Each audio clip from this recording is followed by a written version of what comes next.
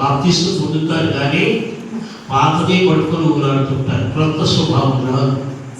పాత మాటలు, పాత కూతులు, రోత బ్రతుకు, రోత ఆలోచనలు, రోత తిట్లు, ఇదంతా ఏంటి? పాతది.